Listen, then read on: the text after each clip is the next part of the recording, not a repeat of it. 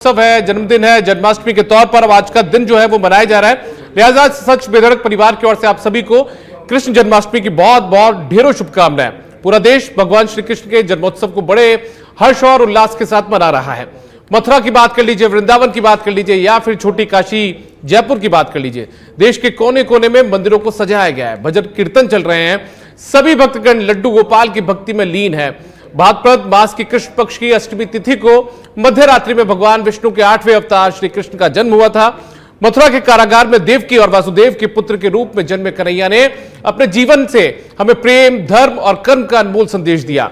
और उनकी वो नटखट बाल लीलाएं, माखन चोरी, गोपियों के साथ रास लीला और गोवर्धन पर्वत को अपनी छोटी सी उंगली पर उठाना, कृष्ण की हर लीला हमें जीवन जीने की कला सिखाती है।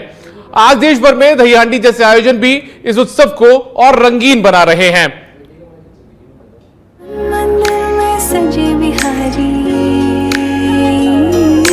मनमोहन तेरी छवि इतनी प्यारी,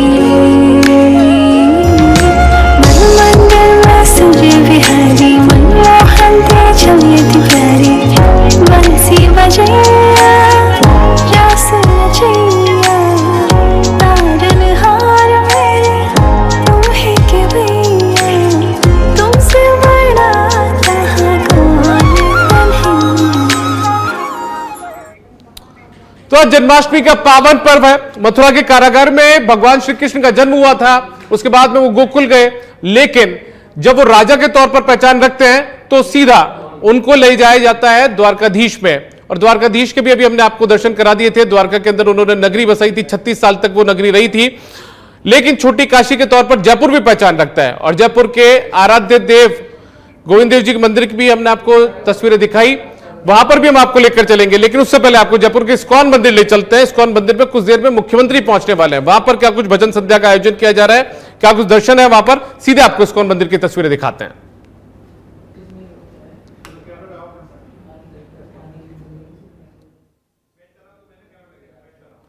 तो तस्वीरें देख लीजिए, जयपुर के इस्कॉन मंदिर से तस्वीर है ये। इस्कॉन मंदिर में कई तरह के धार्मिक कार्यक्रमों का जो आयोजन है वो किया जा रहा है। आज मुख्यमंत्री भजनलाल शर्मा भी यहां पर पहुंचेंगे और मुख्यमंत्री यहां पर पूजा अर्चना करेंगे, दर्शन करेंगे। ये जयपुर के इस्कॉन टेंपल की तस्वीर हम आपको दिखा रहे हैं। यहां पर छोटे छोटे नन्हे मुन्ने जो बच्चे हैं वो भी अपनी सांस्कृतिक प्रस्तुतियां दे रहे हैं। दरअसल भगवान श्री कृष्ण को रिझाने का भी एक अपने आप में अलग तरीका होता है। उन सांस्कृतिक कार्यक्रमों के जरिए भजनों का मंचन भी यहां पर किया जा रहा है, कार्यक्रम का मंचन किया जा रहा है। जयपुर के इस्कॉन मंदिर की सीधी तस्वीरें हम आपको दिखा रहे हैं। कुछ देर में हम आपको दर्शन भी करवाएंगे प्रदेश के अलग अलग स्थानों के, अलग अलग भव्य मंदिरों के। लेकिन सबसे पहले आप ये इस्कॉन मंदिर की तस्वीरें देख लीजिए। इस्कॉन मंदिर में कार्यक्रम चल रहा है, सांस्कृतिक कार्यक्रम है ये, धार्मिक कार्यक्रम के साथ साथ। और यहाँ पर अलग अलग लीलाओं का मंचन किया जा रहा है। जो भगवान श्री कृष्ण ने लीलाएं की थी उन लीलाओं का मंचन यहाँ पर मंदिर के परिसर में किया जा रहा है, क्योंकि आज भगवान श्री कृष्ण का जन्मदिन है। निष्काम कर्मयोगी का सिद्धांत देने वाले उस प्रभु का जन्मदिन है जो कि 16 कलाओं से परिपूर्ण थे। संपूर्ण सिर्फ भगवान कृष्ण को माना जाता है, ऐसे में उन्हीं कृष्ण का जन्मदिन है। ये बहुत सुंदर इन्होंने पूरा नृत्य।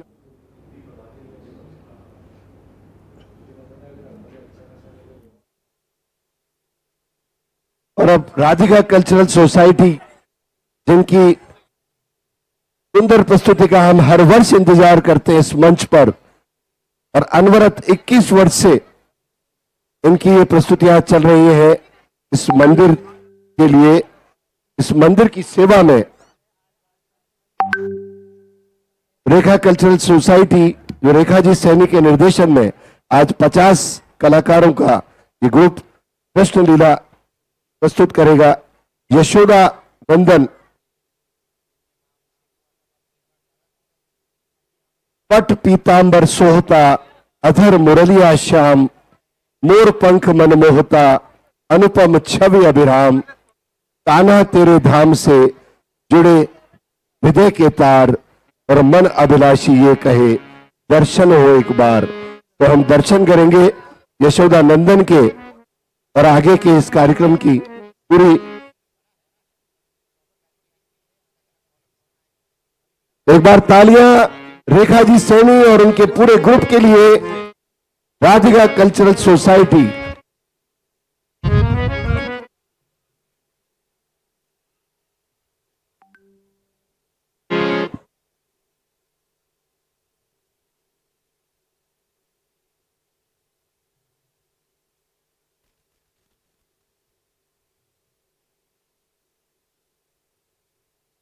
जा रहा है और अब से कुछ देर बाद में तकरीबन 3 घंटे से भी कम का वक्त बचा है जब भगवान श्री कृष्ण का जन्मोत्सव मनाया जाएगा। देर रात 12 बजे उनका जन्म हुआ था। लिहाजा ये परिपाटी, ये रवायत, ये परंपरा चली आ रही है कि रात 12 बजे भगवान कृष्ण का जन्म मनाया जाता है, जन्मोत्सव होता है, उनका अभिषेक किया जाता है और उसी के लिए सीधी तस्वीरें हम आपको दिखा रहे हैं। आज पूरा दिन अलग अलग ढंग से मनाया जा रहा है।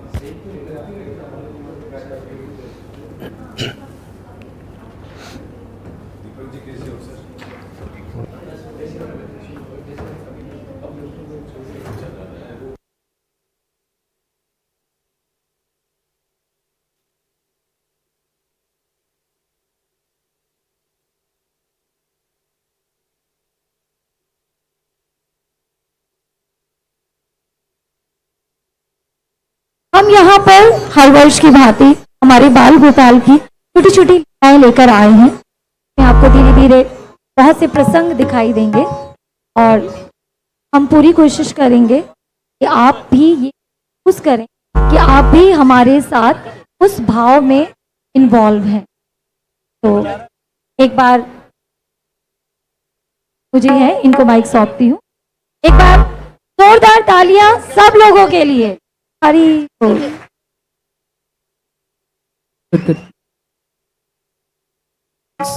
चलो हाँ जी, एनेक्स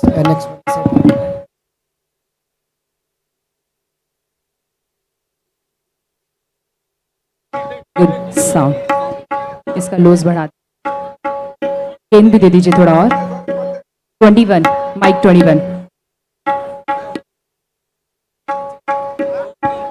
1 2 साउंड। हरे कृष्ण हरे कृष्ण हरे कृष्ण। सेट कर दीजिए माइक को। आप सभी को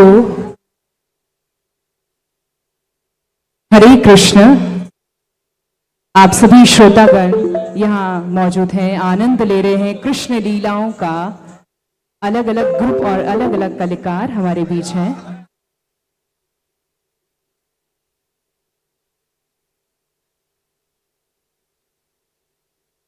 सबसे पहले एक जरूरी सूचना। गर्वित जैन एक छोटा बच्चा है जो अपने माता पिता से बिछुड़ चुका है। किसी को भी मिले कृपया मंच के पास। गर्वित जैन। अब आप सभी एक और कृष्ण लीला, एक और ग्रुप जो कलाकारों का ग्रुप है, इसका आनंद लेने वाले हैं। सभी लोग मंच पर होंगे और आप सभी एक अच्छे भाव से बहुत सारी तालियों की आवाज के साथ, आनंद के साथ इस कार्यक्रम को भी उतना ही लुत्फ उठाने वाले हैं जितना पहले कार्यक्रम का उठा रहे थे। एक बार फिर से दोनों हाथ ऊपर करके एक स्वर में हरे कृष्ण हरे कृष्ण। एक बार फिर से आप सभी की आवाज एक साथ आनी चाहिए। हरे कृष्ण हरे कृष्ण। राधिका कल्चरल सोसाइटी की तरफ से अगला कार्यक्रम जिसकी प्रस्तुति आप सभी देखने वाले हैं, रेखा सैनी जी की तरफ से आप सभी इन कलाकारों से मिलने वाले हैं। आप सभी ने सुना राधिका कल्चरल सोसाइटी पिछले बहुत वर्षों से यहाँ परफॉर्म कर रही हैं और आप सभी देख रहे हैं पिछले 21 सालों से बहुत सारे छात्रों को ट्रेन कर चुकी हैं। भारतीय कथक नृत्य वो सिखाती हैं और न जाने कितने देश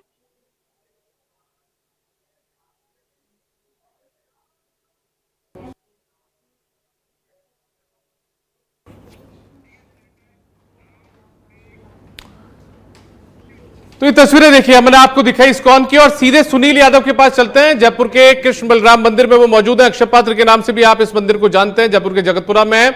सुनील, क्या कुछ अद्भुत तस्वीरें आज के दिन दिखाएंगे आप दर्शकों को?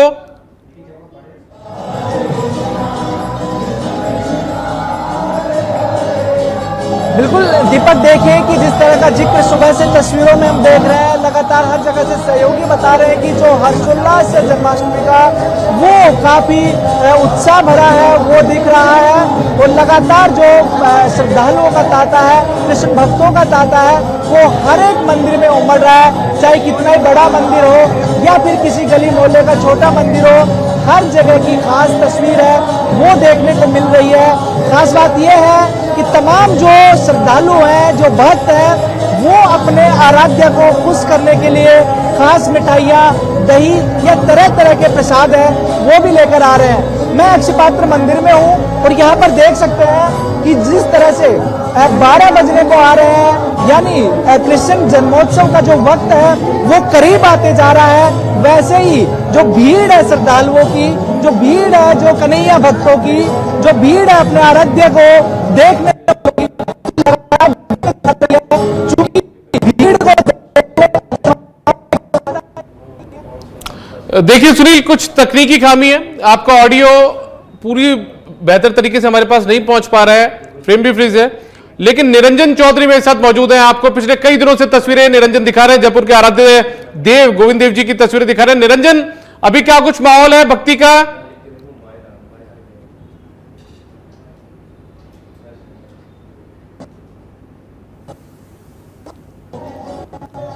निरंजन, आवाज सुन पा रहे मेरी आप? तस्वीरें दिखा रहा हूं जहां पर देखिए जयपुर की सांसद हैं वो जो है वो दर्शन करने के लिए यहाँ पर जो है वो पहुंची हैं। मंजू शर्मा जो है वो यहाँ पर गोविंद देव जी के दरबार में दर्शन करने के लिए जो है वो पहुंची है। एक तस्वीर ये है, देखिए अभी थोड़ी देर पहले जो है गोविंद देव जी के दरबार में गोविंद देव जी ने अलग वेशभूषा पहनी हुई थी। अभी आप देखेंगे किस तरीके से पूरा पीला जो है पूरे पीले वस्त्र जो हैं वो गोविंद देव जी को जो है वो धारण यहाँ पर करवाए गए हैं। एक विशेष फूल की माला जो है वो यहाँ पर गोविंद देव जी के जो है गले में आपको साफ तौर पर नजर आ रही होगी। और एक विशेष श्रृंगार जो है वो शाम का श्रृंगार जो है वो यहाँ पर देखने को मिलेगा। देखिए एक तस्वीर ये है दीपक, जहाँ पर आप देखेंगे कि गोविंद देव जी के दरबार में गोविंद देव जी को विशेष तरीके से जो है वो सजाया गया है, जिनके दरबार में जयपुर की सांसद जो है, जयपुर शहर की सांसद मंजू शर्मा जो है वो यहाँ पर दर्शन करने के लिए जो है वो यहाँ पर पहुंची है। वही दूसरी तरफ और तस्वीरें में जो आपको वो जो है वो यहाँ पर तस्वीरें दिखाने की कोशिश करूंगा, किस तरीके से गोविंद देव जी का परिसर जो है पूरी तरीके से भक्तों से यहाँ पर जो है वो अटा पड़ा है। चारों तरफ जहाँ तक आपकी नजर जाएगी वहां तक केवल और केवल आपको गोविंद के दरबार में गोविंद देव जी के जो भक्त हैं वो यहाँ पर नजर आएंगे। यहाँ पर थोड़ी देर के लिए पट बंद कर दिए गए थे, जिसकी वजह से जो है यहाँ पर आप देखेंगे कि भक्तों की काफी संख्या जो है, भक्तों की काफी भीड़ जो है वो यहाँ पर बढ़ गई है। अब देखिए शुरुआत है, जैसे जैसे शाम होगी, जैसे जैसे रात के 12 बजेंगे, ये भक्तों का सिलसिला, भक्तों की भीड़ का सिलसिला इसी तरीके से जो है वो यहाँ पर देखने को मिलेगा। लाखों भक्त जो है वो गोविंद देव जी के दरबार में श्री कृष्ण जन्माष्टमी के दिन जो है वो यहाँ पर दर्शन करने के लिए आते हैं। यहाँ पर जयकारे जो है गोविंद के जयकारों के साथ जो है वो यहाँ पर हर भक्त जो है वो यहाँ पर नजर आता है। बीच में जो है ये गोविंद देव जी के दरबार में बीच में जो है यहाँ पर जो है भजन संध्या का कार्यक्रम जो है वो यहाँ पर चल रहा है। पूरी तरीके से व्यवस्थाओं को आप देख सकते हैं कि किस तरीके से व्यवस्था पूरी तरीके देख पा रहे हैं, स्वयंसेवक लगे हुए हैं निरंजन। यहाँ पर किसी भी तरीके से भक्तों को कोई निरंजन, जो भक्त पहुंचे हैं उनसे बातचीत करिए, कितना उत्साह भगवान श्री कृष्ण के जन्मोत्सव को लेकर उनके दिल में, दिमाग में है, और कितना इंतजार जो अब पूरा होने जाएगा आपसे करीब 2.25 घंटे बाद में।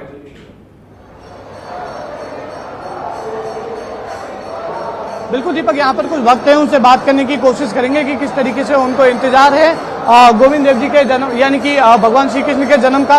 देखिए कुछ भक्त हैं, उनसे बात करके देखते हैं। मैडम देखिए कुछ बात करके देखते हैं कि श्री कृष्ण भगवान का जन्म होने जा रहा है, थोड़ा ही इंतजार है, क्या कुछ कहेंगे?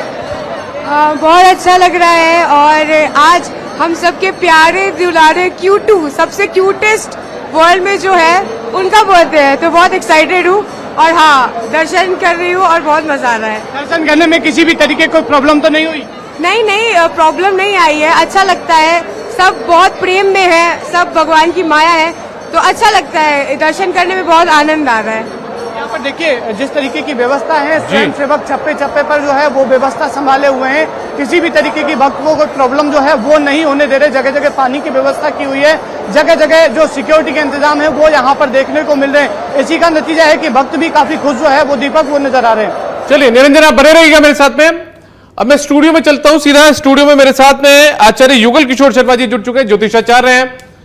आचार्य जी, बहुत स्वागत है आपका और जन्माष्टमी की ढेरों शुभकामनाएं आपको। आपको बहुत बहुत शुभकामनाएं सर। सबसे पहले तो देखिए, मैं जो समय देख पा रहा हूँ 9:18 के आसपास का वक्त हो चुका है। अब से बहुत कम देर बची, 3.25 घंटे भी पूरे नहीं है, लगभग मोटे तौर पर 2.5 घंटे का वक्त है। बिल्कुल। सबसे पहले तो दर्शकों को यह बता दीजिए कि किस तरीके से पूजा अर्चना करनी है लड्डू गोपाल की, भगवान गोविंद की, भगवान कृष्ण की। ओम कृष्णाय वासुदेवाय हरे परमात्मने प्रणत क्लेश नाशाय गोविंदाय नमो नमः।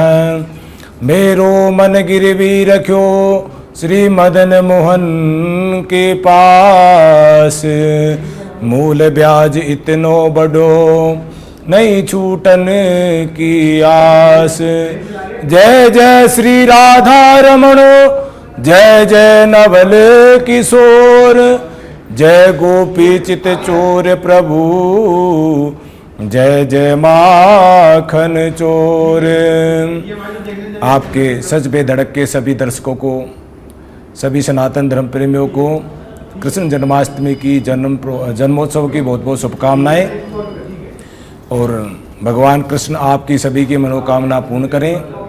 3 प्रकार की रात्रि बताई गई है, काल रात्रि, महारात्रि, मोहरात्रि, दारुणा। तीनों प्रकार की रात्रियां हैं। उसके अंदर जो आज की जो रात्रि है इसे मोहरात्रि कहा जाता है।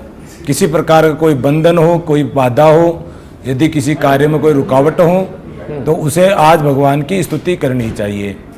अब कैसे करनी चाहिए ये सवाल आता है। तो ये भगवान कृष्ण है जिनके घर में लड्डू गोपाल जी की मूर्ति है, वो लड्डू गोपाल जी का अभिषेक करें। जिनके शालिग्राम भगवान की मूर्ति है, शालिग्राम भगवान की मूर्ति का अभिषेक करें। तो सबसे पहले भगवान का ध्यान करें, भगवान का आह्वान करें।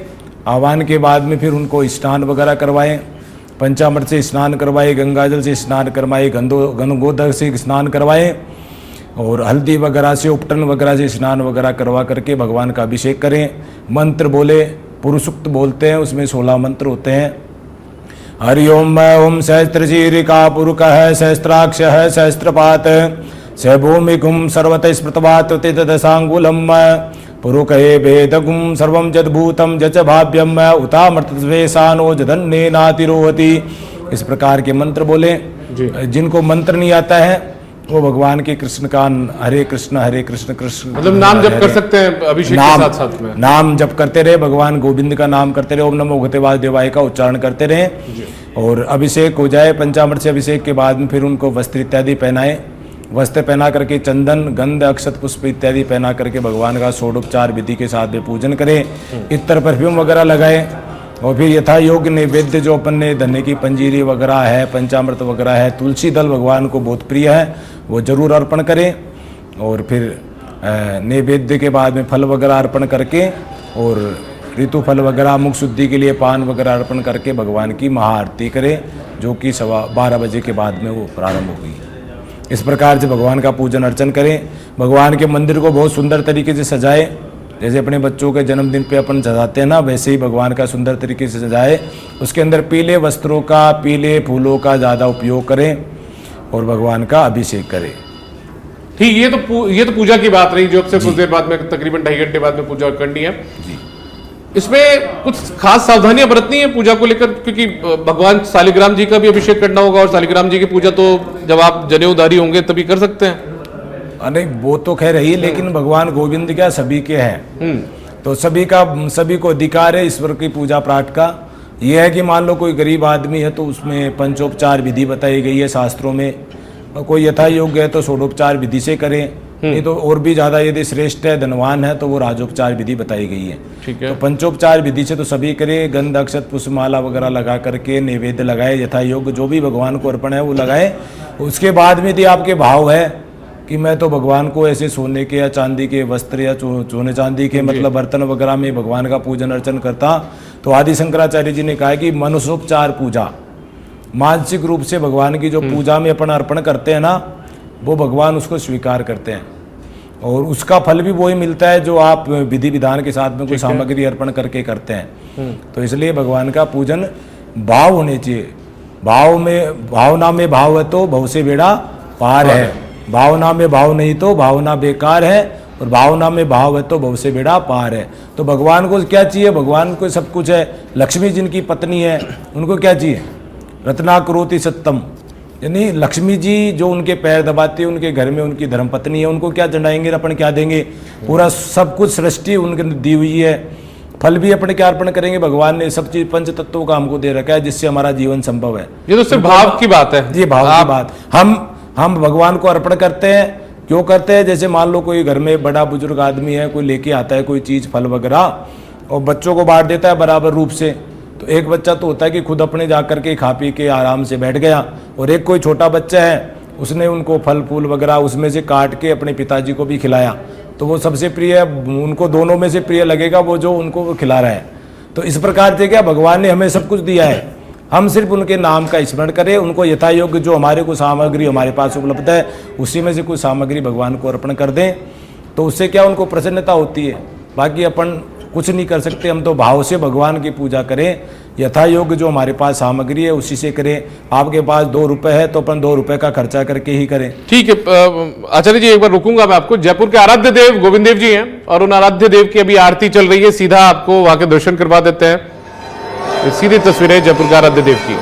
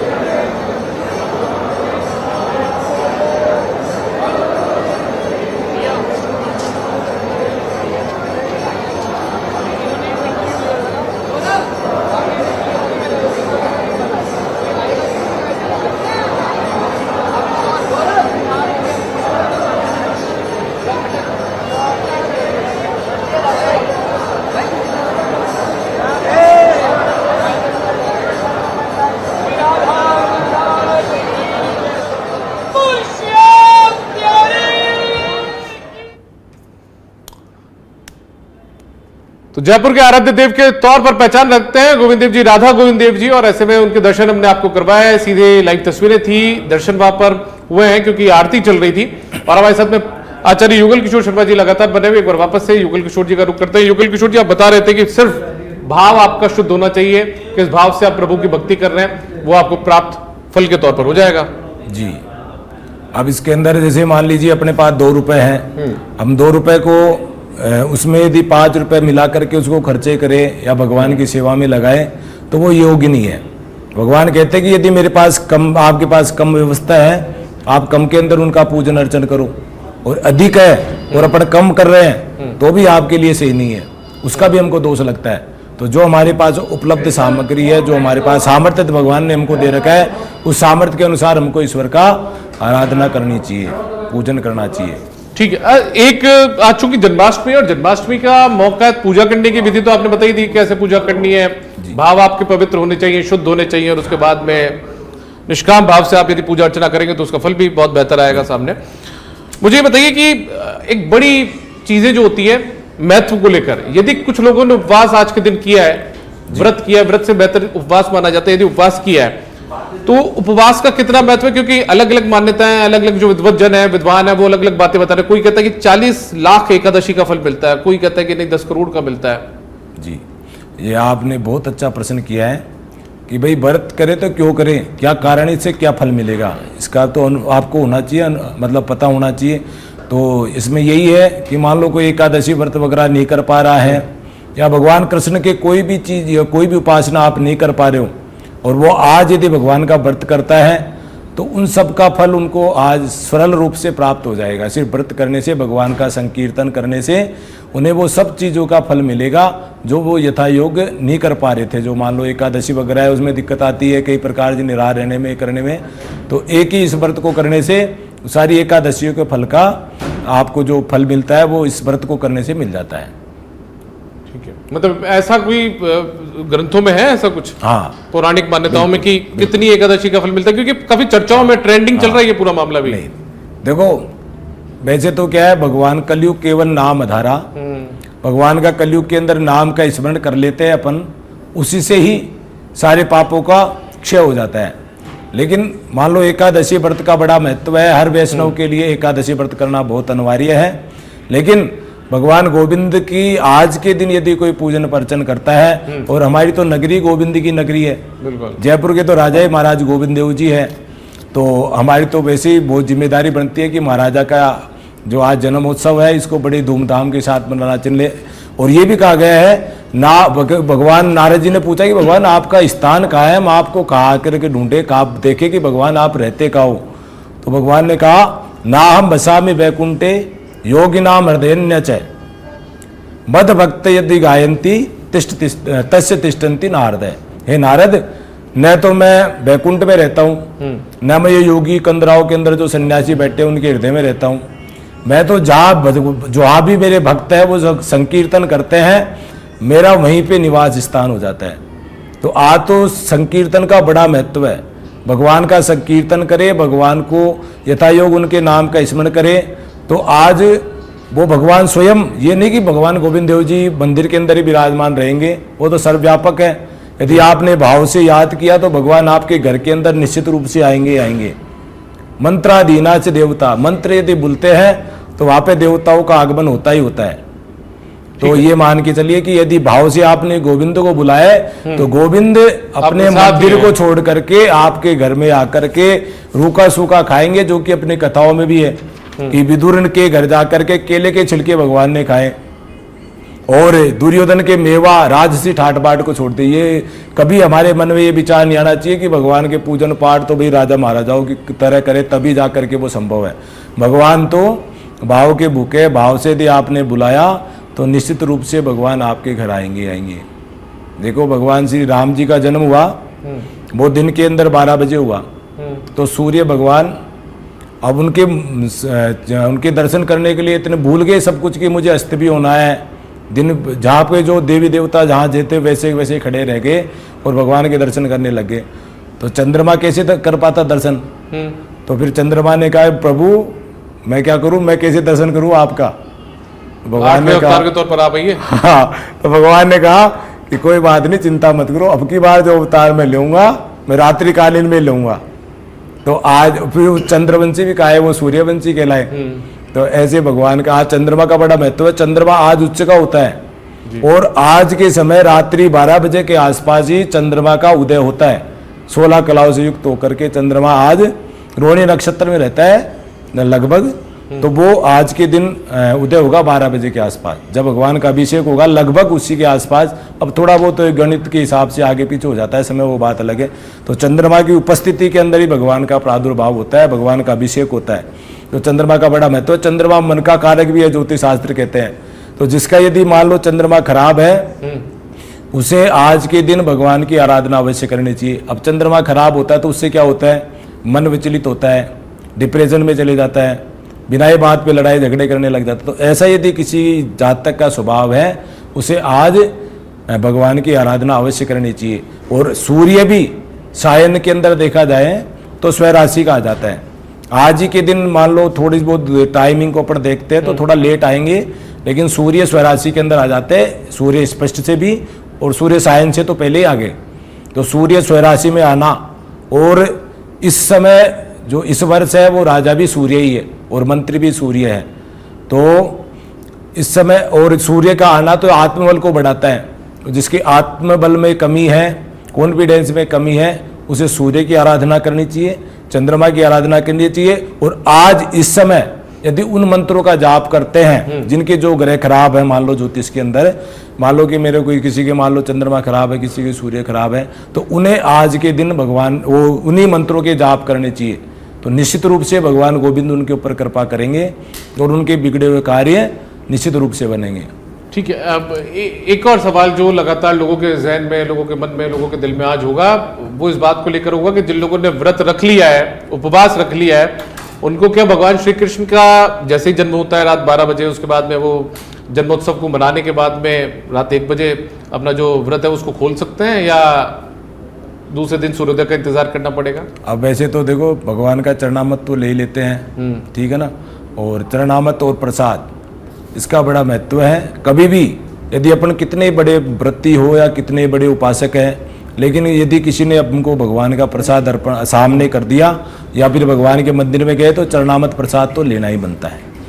लेकिन ये है कि मान लो अपने जो तिथियां है वो सूर्य उदय से ही मान्य की जाती है, तो पारायण जो होता है वो दूसरे दिन ही करना चाहिए। भगवान का प्रसाद तो ग्रहण करना चाहिए भगवान के जैसे ही है ना, तो ये इनका भोजन प्रसादी का रहता है। तो व्रत के तौर पे तो सूर्य उदय से ही करना चाहिए। अपने तो शास्त्रों में अंदर रात्रिकालीन में तो निषेध ही है। ठीक है, प्रसाद वैसे ही आयुर्वेद भी कहता है कि रात्रिकालीन के अंदर ये लोगों के दिल में दर्द की शंकाएं होती है, तो वो आपसे मान लो कोई नहीं रह सकता, मान लो ज्यादा भूखा है, भगवान क्या छलिए है, तो मान लो किसी को परेशान करने के लिए भूख लगा देते हैं, कोई समस्या आ जाती है, कोई कष्ट आ जाए, मान लो कोई गोली दवाई लेने वाले आदमी है, उनको तो लेना ही है, उनको तो करना ही है भोजन प्रसादी। और मान लो कोई ज्यादा ही बीमार है तो वो भगवान का पहले भी लेकर के भगवान का स्मरण मात्र कर ले, जरूरी नहीं है उसको जैसे व्रत करने से ही भगवान की मतलब ये है कि हमको व्रती करना है। मान लो जो बीमार है अधिक, तो उसे भगवान का स्मरण कीर्तन नहीं करना चाहिए। लेकिन ये नहीं कि अपन व्रत कर रहे हैं हमारी तबीयत भी बिगड़ जाए, तो सब चीज का ध्यान रख करके अपने शरीर की जैसी शक्ति होती है उस हिसाब से भक्ति करनी चाहिए। ठीक है, ये बातें तो देखिए पंडित जी आपने बता दी, आचार्य जी पूजन विधि आपने बता दी, पूजा कैसे करनी है आपने ये भी बता दिया कि व्रत रखने का क्या महत्व होता है, और उसके अलावा व्रत का किस तरीके से खोला जाए, है ना, ये तमाम चीजों का आपने जिक्र कर दिया, बता दिया।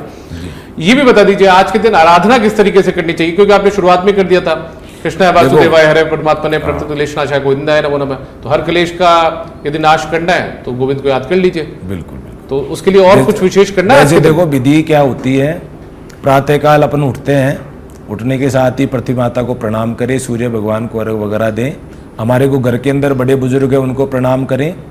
उसके बाद में नहा धोकर के नित्य कर्म से निवृत्त होकर के भगवान के मंदिर में जाकर के उपस्थित हो जाएं, और फिर भगवान के सामने संकल्प ले, ये गोविंद मैं आपके यहाँ व्रत करना चाह रहा हूँ, तो अपना नाम ले, अपने गोत्र का नाम ले, और फिर आप उनसे प्रार्थना करें कि मुझे इतनी सामर्थ्यता प्रदान करें कि मैं इस व्रत को निर्विघ्नता के साथ में संपन्न कर सकूं, क्योंकि सब कुछ करने कराने वाले तो ईश्वर ही है, बिल्कुल है ना। तो किसी के क्या समस्या आ जाए, क्या है तो भगवान के पहले ही अर्पण कर दे, पहले ही समर्पण हो जाए तो वो उनका ध्यान रखते हैं। तो फिर संकल्प लेने के बाद में फिर भगवान के सुंदर से मंदिर की साफ सफाई वगैरह करे, नित्य क्रिया के जो भी अपने करते हैं, फिर भगवान का प्रसाद इत्यादि बनाए, और उस समय भी भगवान का गोविंद नाम संकीर्तन चलता रहना चाहिए।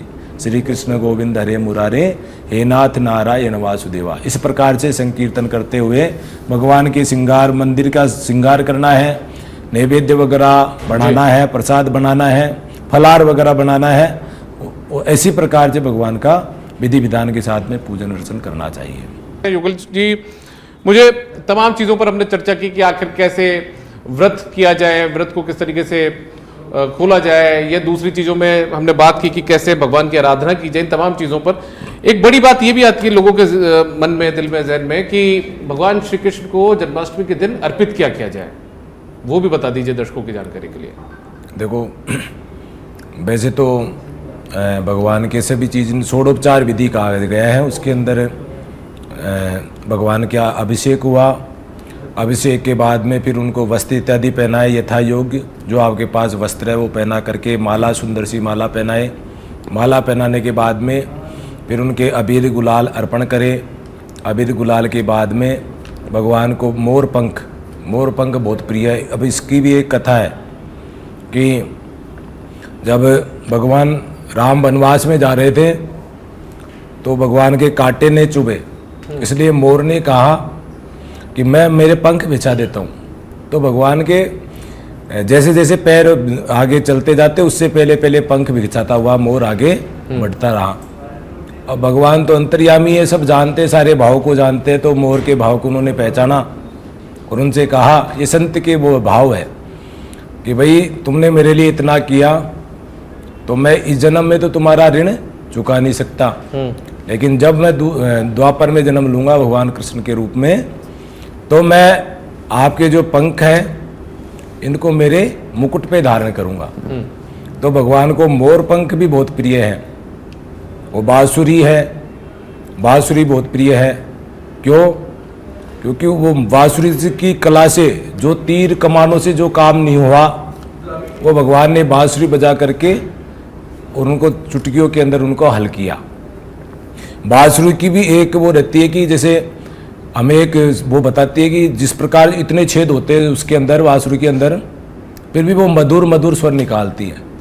तो वो कहती है कि भाई मेरे में इतना कष्ट है, उसके बावजूद मैं इतना मीठा बोलती हूँ। तो आप लोग भी कष्टों को सहन करते रहें, कष्टों की उसका कोई ना कोई समाधान ढूंढते रहें, और साथ में प्रिय भाषी तो बने कम से कम। ऐसे वैसी बाणी बोलिए मन का आपा खोए, ओनन को शीतल करे आपो शीतल होए। तो हमेशा चाहे कितना भी कष्ट हो, कितना भी दुख हो, अब वो कष्ट या उस दुख के वगैरह उसके अपन उसकी अब किसी के ऊपर, दूसरे के ऊपर उस चीज़ों को निकाले या ऐसा कुछ बोले कि दूसरे को ठेस पहुँचे, तो वो हमारे लिए अनुचित है। तो बांसुरी से हमें ये सीखना चाहिए कि प्रिय बोलना चाहिए। तो बांसुरी भगवान को प्रिय है, वो इसलिए प्रिय है, भगवान को भाव देखते हैं भगवान, तो भाव से उनको सबको ग्रहण किया जो जो उनको प्रिय है। ठीक है, मोरपंख की बात आपने बता दी, बांसुरी उनको पंजीरी का प्रसाद है, पंजीरी का प्रसाद, धनिये की पंजीरी का प्रसाद है, वो आयुर्वेद के हिसाब से भी बढ़िया रहता है। क्योंकि इस समय वर्षा ऋतु होती है, वर्षा ऋतु के अंदर आदमी के कफ की वृद्धि हो जाती है। तो कफ की वृद्धि होने की वजह से बलगम इत्यादि आदमी को बोलने करने में और भी कई प्रकार के रोग हो जाते हैं, यानी कि यहाँ तक कि लंग्स वगैरह के अंदर भी दिक्कतें आती है। तो धनिया की पंजीरी, ये आयुर्वेदिक सिद्धांत के हिसाब से धनिया की पंजीरी का सेवन करना चाहिए, और धनिया की पंजीरी कफ का शमन करती है। तो इस प्रकार से भगवान को पंजीरी अर्पण करें। पंचामृत, दूध, दही, शहद, घी, बूरा वो है ही प्रिय, जो अपने शरीर के लिए, स्वास्थ्य के लिए भी बहुत बढ़िया है। तो वो भगवान को क्या, अपन भगवान को अर्पण करके अपन ग्रहण कर रहे हैं। भगवान तो भाव के भूखे हैं। और एक मैं को कोई पूजा करवाने गया तो मैं एक भक्त मिला, उसने कहा, बोले महाराज मैंने, किसी संत ने कहा उनको, तो मैंने हर बार देखा कि मुझे, बोलो चाहे 1 ग्राम ही आपका प्रसाद है वो बढ़ेगा, लेकिन भगवान को अर्पण करने के बाद में उसको आप नापते हो, तोलते हो, तो बोले भगवान का प्रसाद बढ़ेगा। तो ये मैंने बोले देखा, उन्होंने 2-4 बार उसको मैंने तोल के, ग्राम के हिसाब से तोल के देखा, तो चाहे थोड़ा सा ही बढ़ा हुआ हो, लेकिन बोले प्रसाद मुझे बढ़ के मिला। अब ये भाव है, अब ये भाव भगवान को प्रिय है, इस भाव के साथ में होना चाहिए भगवान का पूजन अर्चन। तो फिर वो तो सफल है, नहीं तो फिर क्या है, समय की बर्बादी है, धन की दिखावे में ना जाए कि ठीक है पड़ोसी ने इस तरीके से पूजा अर्चना कर ली तो अपने को भी, हाँ ऐसे नहीं करना चाहिए। आपके भाव क्या है, आप किस भाव से भगवान का रचना कर रहे हो।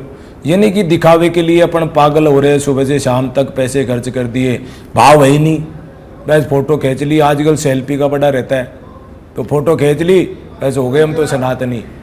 सनातनी फोटो खींचने से नहीं बनता आदमी। सनातनी उनके भगवान के जो सिद्धांत है उनमें से अपन हर बार मनाते, क्यों मनाते हैं, भगवान तो अजन्मा है, उनको क्या जरूरत है भगवान को बार बार जन्मदिन मनाने की, क्या मनाएंगे, लेकिन क्यों मनाते हैं। यानी कि कोई भी एक भी यदि गुण भगवान का हमने ग्रहण कर लिया तो हमारा जीवन सुधर जाएगा।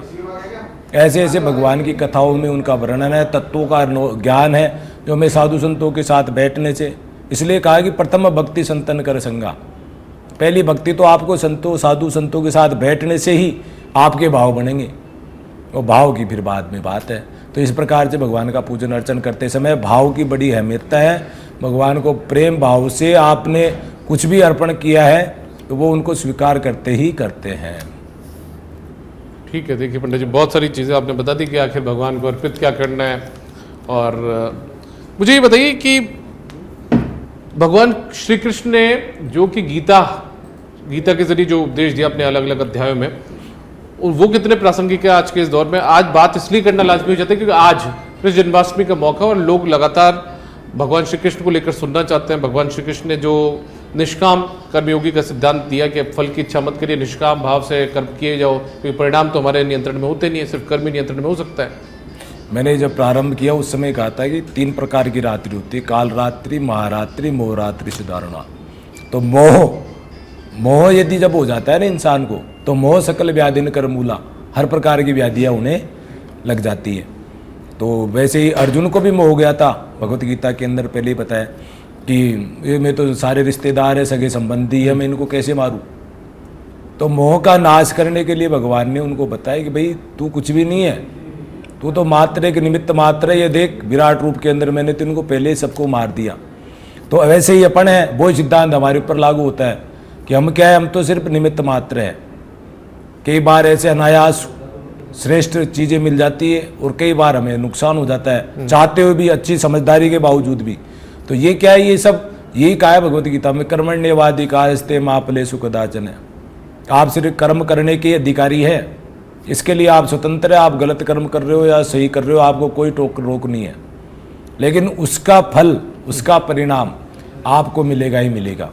अब जैसे मान लीजिए अपन सामाजिक कार्य करते हैं, सामाजिक कार्य के अंदर कोई मान लीजिए कि कोई ऐसा बलिष्ठ आदमी है, उसको अपन गलत कार्य करने से रोक नहीं सकते, उसको टोक नहीं सकते, तो उसको फिर प्रकृति ही दंड देती है। अब प्रकृति ही कहती है कि भाई तूने ये कार्य उस समय गलत किया था, तो अब तुझे इसको भोगना पड़ेगा। तो इसलिए भगवान के सिद्धांतों को मैनुअल बुक की तरह भगवत गीता है, इनके अनुसार, शास्त्रों के अनुसार हमारा जीवन जिएंगे तो हमें कष्ट नहीं मिलेगा, मिलेगा भी तो कहीं ना कहीं उसका समाधान मिल जाएगा। अब वैसे कलयुग चल रहा है, तो कलयुग क्या है, मकान मालिक हो गए एक तरीके से। अब उसके घर के अंदर अपन जा करके जब रहते हैं तो उसके अनुरूप आचरण करने पड़ते हैं, तो वो आदमी को क्या प्रसन्नता रहती है। अब मकान मालिक के अनुरूप अपन आचरण नहीं करें तो वो नाराज हो जाते हैं। तो कलयुग के मकान में अपन रह रहे हैं, तो कोई भी भगवान का संकीर्तन करेगा तो थोड़ा बहुत कष्ट तो उसको भोगना ही पड़ेगा, कोई ना कोई समस्या तो आएगी आएगी, लेकिन उसका अंत, उसका परिणाम सुखद होगा। ये अपन विश्वास के साथ में कह सकते हैं कि जिसने भगवान के ऊपर विश्वास किया, भगवान का संकीर्तन किया, भगवान का नाम लिया और भगवान के सिद्धांतों को अपनाया, तो उसका कहीं ना कहीं अहित नहीं होगा। अब प्रारब्ध है, प्रारब्ध सबको भोगना पड़ता है, तो ये वाली चीज़ें है। तो इसलिए आज तो भगवान का हरि नाम संकीर्तन करें, और ये सब भी तो कथाएं चलती रहेगी, अनंत है, इनका कोई अंत नहीं है। लेकिन भगवान का ओम नमो भगवते वासुदेवाय नमः, हरे कृष्ण हरे कृष्ण हरे मुरारी, इस प्रकार से भगवान के जो मंत्र है उनका स्मरण करते रहें और आज की सारी रात्रि भगवान के संकीर्तन के साथ में व्यतीत करें। और भगवान देखो, एक ये भी है, भगवान का जन्म कहा हुआ जेल के अंदर हुआ, तो वहाँ पे सब प्रकार के बंधन थे भाई साहब, बिल्कुल। और जैसे ही जन्म हुआ तो शंख चक्र गदा पद्म के साथ में भगवान प्रकट हो गए। सशंक चक्रम सकिरीट कुंडलम सपीत वस्त्रम सरसेरुहक्षणम। तो ऐसे भगवान ने जब चतुर्भुज रूप धारण करके भगवान ने जन्म लिया, तो माता जी ने कहा, बोले प्रभु ये क्या कर दिया आपने। बोले भाई मेरे तो पहले जो जन्म लिया सबको कंस ने मार दिया, तो मैं तो उनको अभी मार दूंगा, अभी कंस आ जाए तो मैं तो मार दूं। नहीं, बोले भगवान वो बात तो ठीक है, लेकिन आपको ना बाल रूप में आना है। मैं 4 भुजा वाले बच्चे को कैसे स्तनपान कराऊंगी, कैसे दूध पिलाऊंगी, मुझे तो खुद को शर्म आएगी, कैसे रखूंगी मैं आपको। बोले माता फिर मैं बाल रूप बन जाऊंगा तो फिर मेरी सुरक्षा करने की जिम्मेदारी आपकी है। तो भगवान ने फिर बोले ठीक है, अब हम तो कैसे कर पाएंगे, माता जी ने कहा।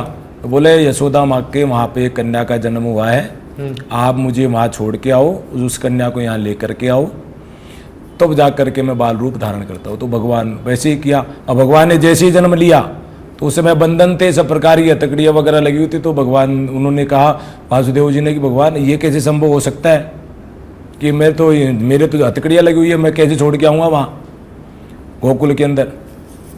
बोले जब उन्होंने कहा कि भगवान की शरणागति जब कोई ले लेता है तो बोले उनकी टेंशन मत करो, आप अपने आप सब खुल जाएंगे।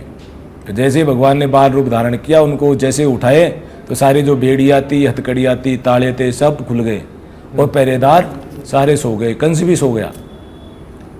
और तो ऐसे कहते हैं संत लोग कि भगवान की शरणागति जब आती है तो सारे बंधनों की मुक्ति हो जाती है स्वतः ही। तो भगवान चले गए, वो यमुना जी भगवान की पत्नी बोले मैं तो देखना चाहती हूँ, तो वो ऊपर उठे। तो भगवान ने कहा कि बोले ऐसे कैसे संभव हो सकता है, मेरे पिताजी डूब जाएंगे, ठीक है कि नहीं। तो भगवान ने फिर पैर बढ़ाए, उन्होंने पैर स्पर्श किया, फिर उन्होंने रास्ता दिया। वहाँ जा कर के भगवान कन्या को लेकर के आ गए, माया को लेके आए। और माँ माया जैसे अंदर आई तो माया के जैसे समीपस्थ आप जाओगे तो फिर बंधनों के अंदर बंध जाओगे। तो वैसे ही भगवान जैसी माया अंदर आई जेल के अंदर तो सब वही पहरेदार जग गए, बंधन बंध गया। तो फिर कंस को पता चला तो कंस आया, कंस ने फिर वो माया को मारने की कोशिश की। तो उन्होंने लात मार के ब्रह्मांड के अंदर जाके अष्टभुजाओं में धारण करके उन्होंने कहा कि बोले मुझे क्या मारता है, तुझे मारने वाला तो गोकुल के अंदर उन्होंने जन्म ले लिया। उन्होंने बोले बता तो सही कहाँ पे ले लिया, मैं उसको भी मार के आता हूँ। नहीं बोले बताऊंगी नहीं, लेकिन 84 कोसी की परिक्रमा के अंदर उन्होंने जन्म लिया है। तो ऐसे भगवान फिर आगे का वृत्तांत है ही सारा। तो इस प्रकार की है। तो मेन बात यह कि भगवान की शरणागति जब अपन जाते हैं तो बंधन किसी भी प्रकार के बंधन हो तो बंधन छूट जाते हैं। हाँ, अब ज्योतिष शास्त्र के अनुसार किसी के मान लीजिए जेल योग बन रहा है या किसी प्रकार के व्यापार में रुकावट है, किसी प्रकार का कोई कष्ट है नौकरी पैसे के अंदर भी, तो उसे आज भगवान विष्णु की आराधना, भगवान कृष्ण की आराधना करनी चाहिए। विशेष रूप से अभिषेक वगैरह करे, कोई योग ब्राह्मण को बुला करके उसकी साधना करे, क्योंकि वो सकाम भक्ति होगी ना, उसके अंदर फिर सिद्धांत लागू हो जाते हैं। निष्काम भक्ति के अंदर तो आपकी जैसी इच्छा हो वैसे कर लो, लेकिन सकाम भक्ति के अंदर तो फिर भगवान के जो सिद्धांत बने उसके अनुरूप अपन को एक अनुष्ठान की तरह उसको संपन्न करना पड़ता है। तो भगवान की कृपा से यदि आज की पूजा पाठ से भगवान की कृपा हो जाए तो उसके सारे बंधनों से मुक्ति हो सकती है। तो आज ऐसे लोग हैं जिनके मान लो ऐसे कोई बंधन है, संतान नहीं है, संतान नहीं होने वाले कोई जातक यदि परेशान है, उसे आज भगवान गोपाल सहस्त्र नाम की पाठ करने चाहिए, ब्राह्मणों से करवाना चाहिए। और यदि भक्ति भाव से करता है तो निश्चित रूप से उससे संतान की प्राप्ति भी होती है। हमने खुद ने अनुष्ठान करके प्रैक्टिकल देखा है ये वैसा। अच्छा, मैं एक चीज़ और, चूंकि इतनी गहराई में जब बात चल रही है जी, बहुत सारे लोग होते हैं, चूंकि कलयुग का दौर है, कलयुग में ये भी माना जाता है कि यदि आप भक्ति करते हैं तो कई दुगना या चौगुना या कई गुना ज़्यादा फल उसका मिल जाता है आपको। कलयुग इसी तरीके की स्थिति है कलयुग में, लेकिन कलयुग में लोग विमुख ज़्यादा हो रहे हैं भक्ति से भाव से।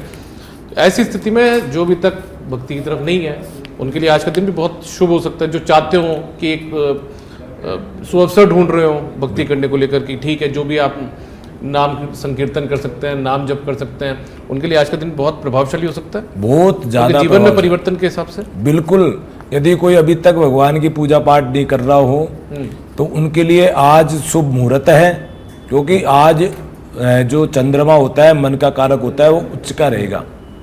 तो आज का शुभ दिन है। और भगवान गोविंद की जब कृपा होती है तो पालनहार कहा जाता है। ब्रह्मा जी को सृष्टि के नियंता कहते हैं, बनाने वाला सृजन करता कहते हैं, और भगवान विष्णु को पालन करता कहते हैं जी, और शिव को श्रृंगार करता कहते हैं। तो पालन करने वाले जब गोविंद की शरणागति अपन जाते हैं तो ये कहते हैं कि भगवान की तरफ यदि कोई एक कदम चलता है ना तो भगवान उसकी तरफ 4 कदम चलते हैं। तो यदि मन से यदि कोई पूजा पाठ जानता भी नहीं है और ये कहे कि भगवान मैं आपका स्मरण करना चाहता हूँ, आपकी शरणागति चाहता हूँ, तो भगवान कोई ना कोई ऐसा रास्ता उनको अवश्य निकालेंगे कि भगवान की वो सारी व्यवस्था जैसा वो चाहता है वैसे वो अपने आप मिलती जाएगी उनको। यहाँ भी ये कहते हैं कि सतगुरु यदि मिलता है ना वो भी ईश्वर की कृपा होती है, तब जाकर के अपन किसी मार्ग पे चल पाते हैं। यदि ऐसे विचार भी है ना कि मैं भगवान की पूजा अर्चना करना चाहता हूँ, तो ये भी उस जातक उस मनुष्य के लिए भगवान की कृपा ही मान के चलिए आप, कि बिनु सत्संग विवेकन होई, राम कृपा बिनु सुलभन सोई। तो यदि आप के मन में आ रहा है कि मैं सत्संग करूं या भगवान के स्मरण करूं, तो ये मान के निश्चित रूप से चलिए कि आपके ऊपर भगवान की कृपा ही है, आपके ऊपर भगवान गोविंद की रडार के अंदर आप आ चुके हैं। और अपनी तो नगरी गोविंद की नगरी है, तो हमको तो सबकी हमारी जिम्मेदारी भी बनती है और हमें आज विशेष रूप से भगवान का पूजन अर्चन भी करना चाहिए। ठीक है, ये तो बातें आपने बता दी कि ठीक है, यदि आज से सुयोग्य मौका है, यदि आपसे करना चाहें यहाँ से भक्ति प्रारंभ तो आप कर सकते हैं। बिल्कुल। मुझे गीता के बारे में कुछ बताइए ना कि जो मैसेज आज की जो पीढ़ी है उसके लिए दे सके हम आज के खास मौके पर। जी देखो, वैसे तो गीता जी को अर्थ करना या उसको बताना हर किसी की बस की बात भी नहीं है, और अपन जैसे ज्ञानी तो क्या कर पाएंगे उनका, ठीक है कि नहीं। लेकिन मैं मेरे मन के हिसाब से, चिंतन के हिसाब से बता रहा हूँ कि भगवान की कृपा 3 प्रकार से की जा सकती है गीता के अनुसार, भक्ति से, ज्ञान से और कर्म से। तीनों प्रकार का उसके अंदर विभाजन है। तो यदि आप बिल्कुल शरणागति हो जाए गोविंद की, कि अजगर करे न चाकरी, पंछी करे न काम, और दास मलुका कह गए सबके दाता राम। ये अजगर यदि पंछी है, जो भी अपने देखते हैं पशु पक्षी है, वो कहाँ काम करने जाते हैं? अपने तो चलो ऑफिस में आ गए, आज यहाँ गए, ठीक है नहीं, लेकिन वो कहाँ जाते हैं? उनकी भी भगवान सब व्यवस्था करते हैं। तो यदि भगवान की शरणागति कोई हो जाता है पूर्ण रूप से, तो भगवान उसकी व्यवस्था स्वतः बिठा देते हैं। तो या तो वैसे करिए कि आप भगवान की शरणागति हो गई, या फिर कर्म के अनुसार कि बस कर्म करते जाओ, और शुद्ध एकदम पवित्र कर्म करके भगवान के अर्पण कर दिया। कर्मण्येवाधिकारस्ते, ये सिद्धांत लग गया कि भगवान आपने मुझसे जो कर्म कराया मैंने आपके कर्म कर दिया। अब इसके अंदर यदि कोई त्रुटि है तो वो आप हमें क्षमा करें और हमें कर्म के अनुसार फल प्रदान करें। तो कर्म से भी भगवान की प्राप्ति की जा सकती है, और ज्ञान तो है ही, ज्ञान के माध्यम से अपन। तो 3 प्रकार की इसके अंदर विभाजन है गीता जी के अंदर, मेरे हिसाब से मैं बता रहा हूँ। तो इस प्रकार से इन्हीं का सारांश है। वो कहते हैं कि ना, भगवान कहते हैं कि सब कुछ सर्वधर्मान परित्यज्य माम एकम शरणम व्रज, ये सभी धर्मों को छोड़ करके तू मेरी शरण में आ जा। जो पीपल का तू पूजन करता है वो पितृ भी मैं हूँ, और जहाँ भी तू ये पहाड़ नदी वगैरह सब मैंने बनाई है, सब कुछ का नियंता मैं हूँ। और ये गजेंद्र मोक्ष के अंदर भी आता है कि जब वो प्रार्थना करते हैं कि बोले भगवान अब मुझे बचाने वाला कोई नहीं, सृष्टि का जो भी नियंता हो, जिसने सृष्टि को बनाई हो, वो मुझे आकर के बचाए। तो कोई नहीं आते हैं, सब होते भी मेरा नाम ले दे तो मैं भी चले जाऊँ। भगवान शिव बोले मेरा नाम ले दे तो मैं चले जाऊँ, लेकिन भगवान कृष्ण ने कहा कि भाई किसी का कोई अधिकार नहीं है, वहाँ पे सरकार का अधिकार है। तो भगवान स्वयं आते हैं तो वो बचाते हैं। तो ये वाली बात है।